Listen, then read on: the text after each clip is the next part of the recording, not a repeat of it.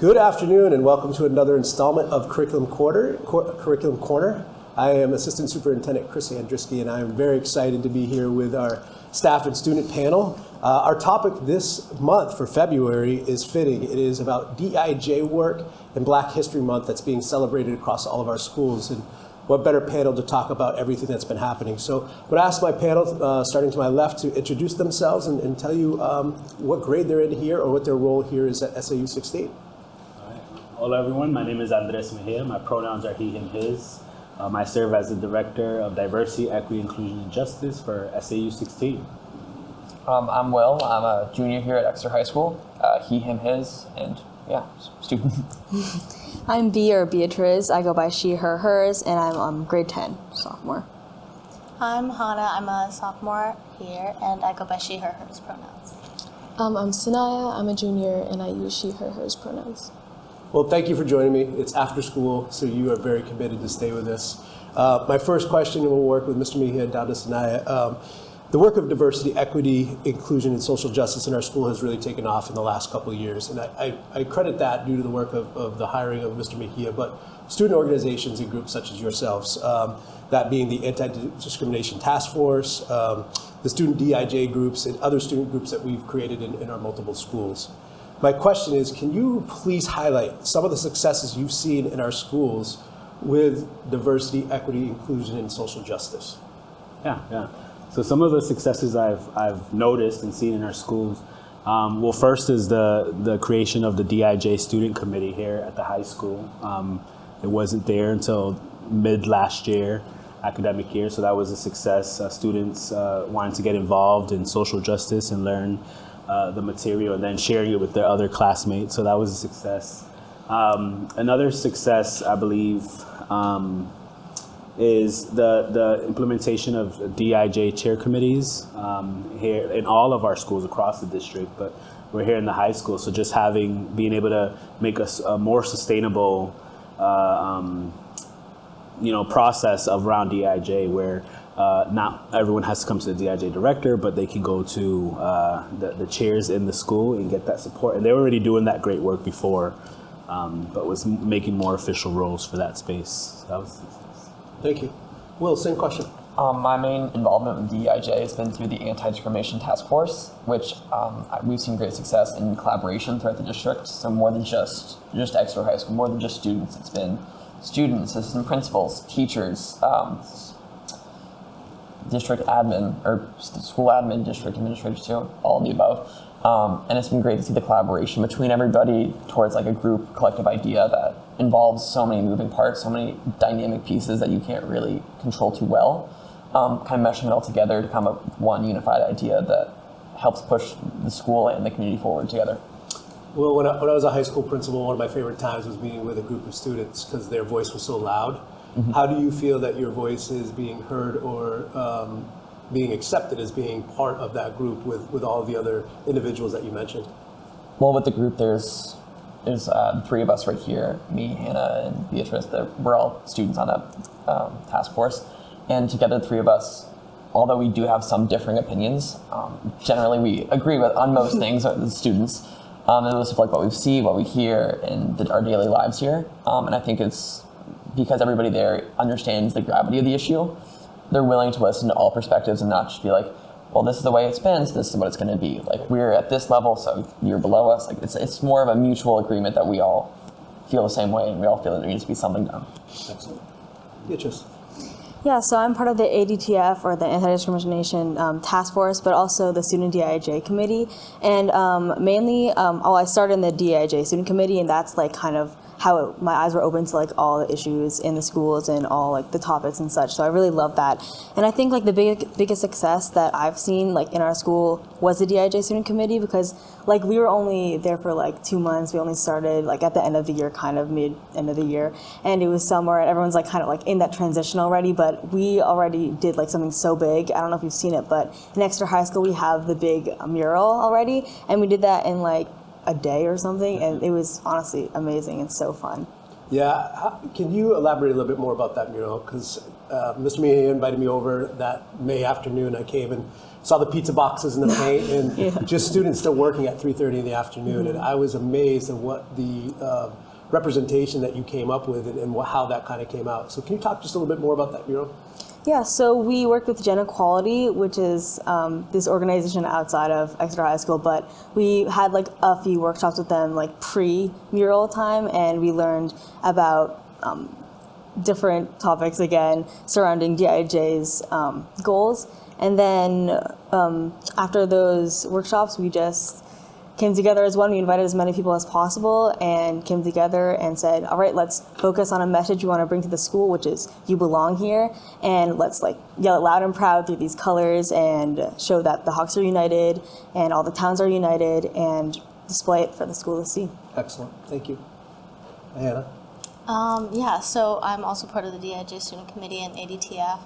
And I think like one of the main things I've seen throughout all of it is that teachers, other students, and just the admin and everyone does truly care about the work that we want to see done in our school. So that's been really cool. Like you asked, Will, like I really feel like in ADTF, like our voices are being heard whenever we have, something that's like, oh, well, that's actually not something that we see in our school. They actually listen.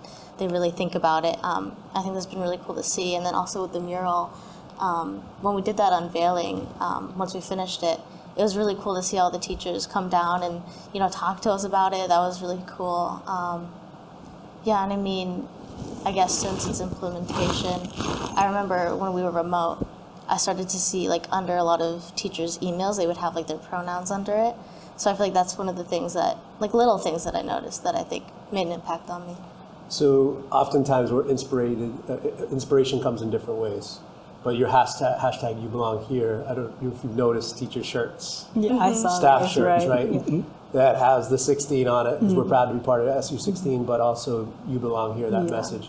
So much that they asked me to do another store, that they're ordering stuff there. So can you talk about just the pride or the happiness to know the work that you did through that committee is spreading out to every individual that walks to the school on a daily basis? Yeah, I mean, it's been really cool because initially it was just like something that was on the mural, and then it was like one of the main things that stood out to teachers when they came down to the unveiling, and then it was cool to see it being translated into clothing, and then seeing my French teacher wearing it was really interesting. Yeah, it's been really cool to see. Excellent. Well, thank you for that work. It's nice. Same question. For me personally, I was actually going to say very similar things to what you said. For most recognizably in the classrooms were like the individual recognizations of everyone's identities between like using pronouns and just being more inclusive with all the students. There has been a slight diversification within the curriculum as well, which I really enjoy. Especially for like the elementary schools, they've been like diversifying the books that they use with the kids. I know at least for some of my classes, we've been using like diverse topics and books and different things.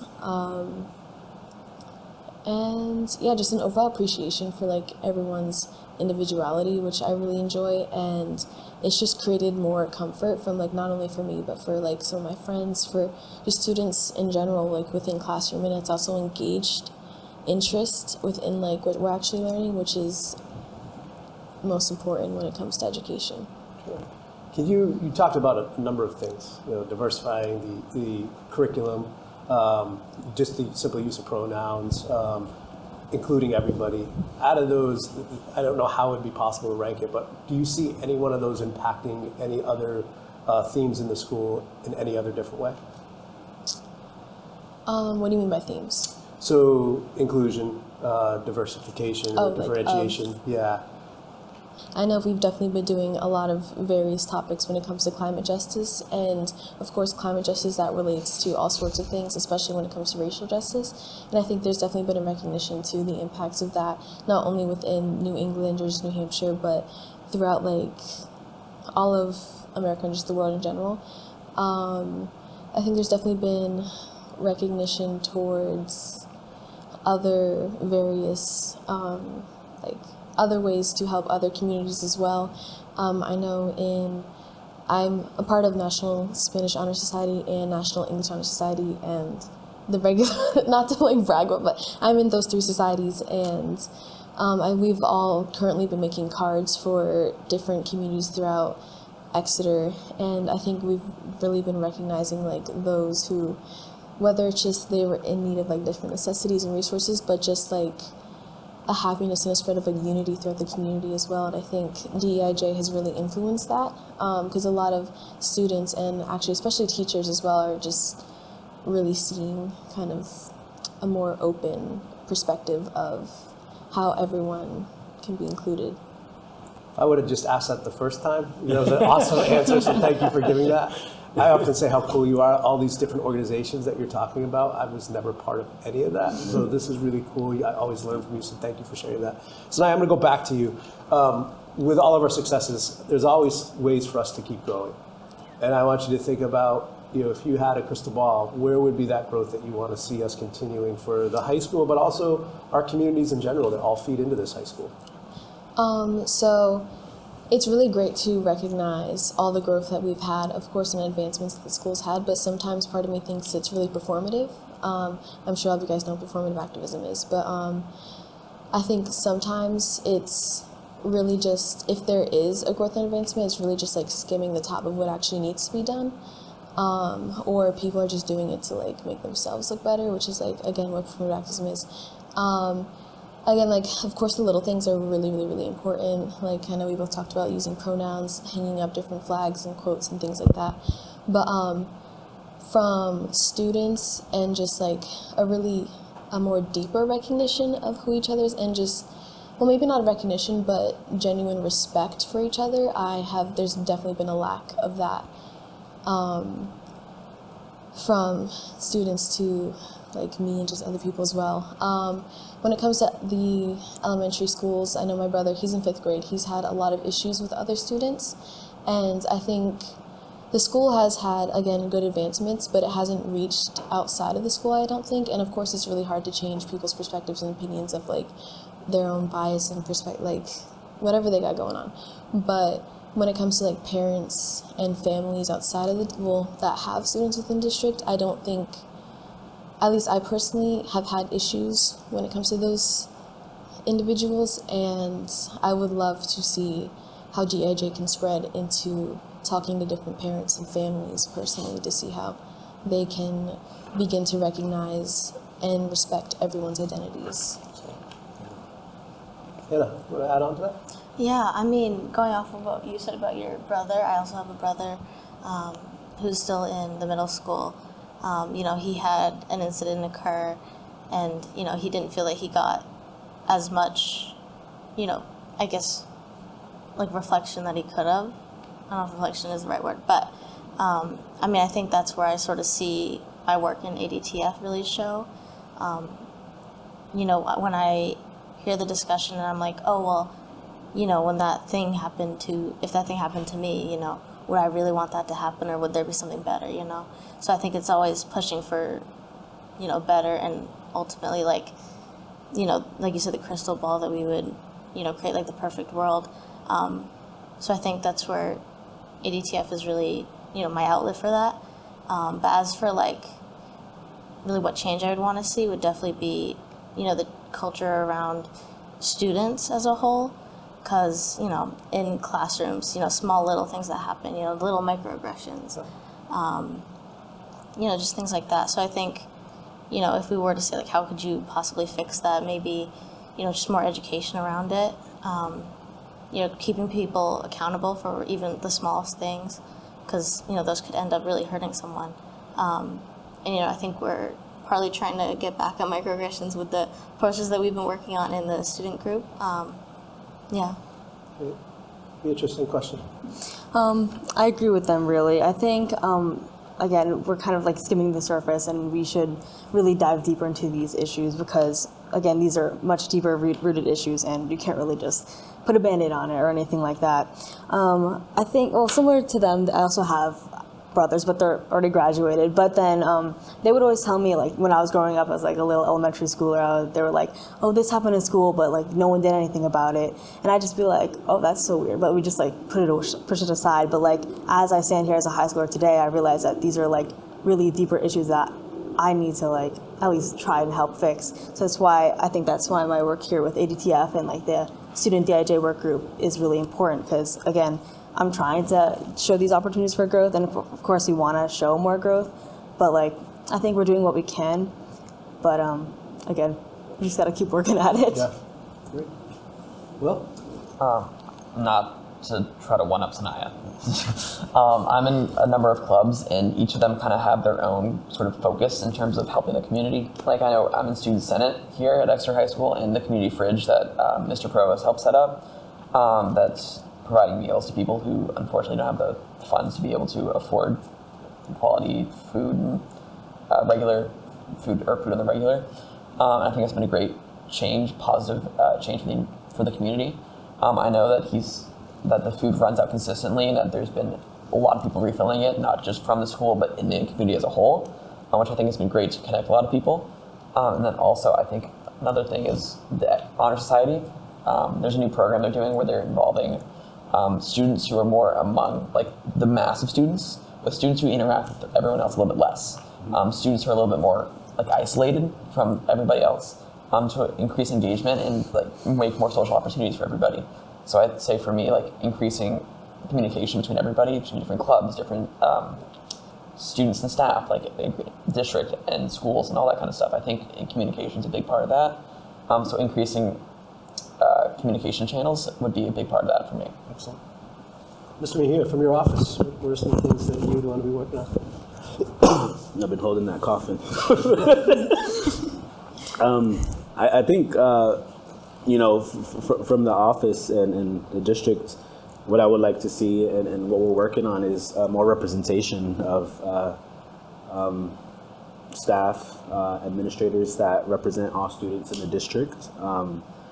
And also in the material that we use in the classrooms, making sure that students know that their identities exist in the material, their stories, their experiences, that is all part of what you're learning as well. So that's the work. Yeah. 2 parts of a lot that I would really want to see. Yeah, I before we get to the next question, I just want to say thank you, because I think this is so important that you all are pushing back to say this is what we need in our school, right?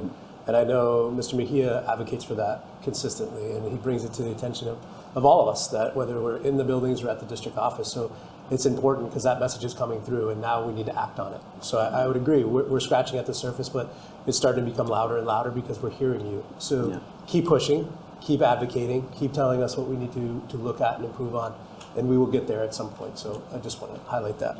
The next question I have is let's start with Mr. Mejia. Black History Month was founded in 1926 by an African-American man named Carter Woodson, along with other prominent African-Americans. Since 1976, February has been declared as Black History Month in the United States. Can you please describe how this is being celebrated in our schools, and then I'll have the high school students talk about specifically here. Yeah. So I think it's celebrated in our schools by administrators at the schools recognizing that it is Black History Month. On our district website, we have representation of Black History Month, if you go on it. And then also just in the, working with curriculum coordinators and them sending out the material that they're not only incorporated Black History Month, they understand that this month is the month to push it out and show it more, but how does it go throughout the entire year into the curriculum? So that's how it's being celebrated. And I'm glad to see that, this year, especially a lot of administrators took initiatives on their own. They didn't wait to receive an email from someone to say, hey, we should celebrate. They literally was like, oh, these are some cool resources. This is awesome. This is what I saw. And they're sharing it with each other. So they're feeling more comfortable to celebrate the history of Black people in our country. Excellent. Will, you have an example you could share with us? I would have to go back to my last year, to sophomore year last year, in my history class, because that was a large focus was the civil rights movement of 1960s and all of the aspects of that, all of the civil rights lawsuits that were won, all of the crises that were that existed at the time, all that kind of stuff. That was a huge focus in my history class for me. And I think that was a great way to represent where this country came from, what was wrong with it then, like how the country has evolved, both in terms of socially and also like physically, like how the country has changed, and displaying that through modern times. Excellent. Beatrice. Yeah, kind of same here. I feel like it hasn't been like really strictly pushed out in my years of school, but like, I mean, this year I'm learning about history, and I mean, I'm learning about the roots of America, and I do feel like I'm learning that way, but I think it was strongly more taught in 8th grade online. I had Mr. Stoll, I think, in 8th grade. I know it's not high school we're talking about right now, but it was in middle school, and I always remember this because I had a really fun time learning about it, so I really thought that it was really celebrated because, like, he really pushed it out. He was like, all right, it's Black History Month, and then we had, like, this whole calendar full of a bunch of different activities where we'd learn about the history of Black Americans, and I remember, like, we would, like, pick one of them to research, and then I researched someone, and I had so much fun learning about it because I like watched Hidden Figures, so I chose one of the NASA girls, and it was really important and like amazing to hear about their stories. And then we just like made a cool like comic book out of it thing, and then we sent out to them. It was a nice little project to show how we respect them and how admirable they were. Excellent. Anna. Yeah, I had a similar experience as B in middle school, especially being online. I remember we did, I don't know if it was some sort of like article or something that we like put together all of our classes' work and we put it out to the community. That was really cool, but I mean, this year I haven't seen as much specifically, like it's only like February, like the first week of February, but it's already the first week of February. Yeah, so I guess that's something that, you know, maybe next year we can maybe have something that, you know, everyone has to do or has to learn about. But I mean, not even just this month, but like in general, I think I have been learning more about, you know, minorities and especially Black Americans. And so, you know, like I remember last year we had a poet come in. He talked about his experience as a Black poet. That was really cool. You know, a bunch of little stuff over the past few years that has been cool to witness. Yeah. Sanaya. Well, I did not go to elementary school here. I'm from Pennsylvania, so. And then middle school, I was still kind of struggling to find even myself and who I am as a growing Black woman, so that I can't really speak on middle school. But high school, I've seen some recognition for Black History Month. Like there's some displays in the library, and there's like books by Black authors or about Black characters and Black stories. I know in some of my classes we have done different projects, like similar to what you guys spoke on. But yeah, I kind of agree overall. There hasn't been that much of recognition. Maybe if it's like a smaller, I don't know, one assignment in the class and then that's kind of it type thing. But from students, not really a big recognition. I think people don't really see the strength that Black history has, and if it is focused on within the classroom, it doesn't really go past like civil rights movement. And if we touch on slavery, it's like they came to America and they were slaves. That's not really like the deepening within that. Within my projects that we do within schools, I always like to touch on something about Black history or about Black scholars, Black individuals, stuff like that, because personally that's just what I am most interested in, being that I am Black. But when I do, I always get why do you always focus on this? Or, I feel like you could have done something better, like whether it's from a student or a teacher. And I think that really shows that, like, yeah, Black History Month is really important, but people don't really see, like, Black history is American history, and it's really not as touched on as it should be, even when it is Black History Month. So, yeah, as you guys said, I think that can definitely be improved on. Yeah. I appreciate you being vulnerable, but I also appreciate you calling on something that was really meaningful, whether it was 8th grade and it stuck with you, or last year, or your time in other schools. That's what, you know, I think our focus is to get to. So how does it become more meaningful? And what better segue for next month, which is Women's Month, right? Women's in History Month. So maybe with some of these organizations you are all on, you can help promote significant women in change in our society, which would be great. The last question I have for you is, what are you excited for? What are you excited for the rest of this year? What are you excited for next year? So if you just don't mind sharing something like that. And so now I'll have you come back and we'll end with Mr. Mejia. I'm really excited to see like the even further diversification that this school could have, whether it comes to the curriculum, to students, the teachers, the administration, the population in general. I know I won't be here after next year, but my brother, he's only in 5th grade, so he's still got, 7 years to go in this school district. And yeah, we've had a lot of issues, but I think there's definitely room to improve. And I think though unfortunately not, but from my experience, that has also led some growth within this district. I know my mom has a big part of communicating with the administration here. BLMC Coast, I direct their youth division, and we work a lot within SAU16 as well, especially within the the elementary schools.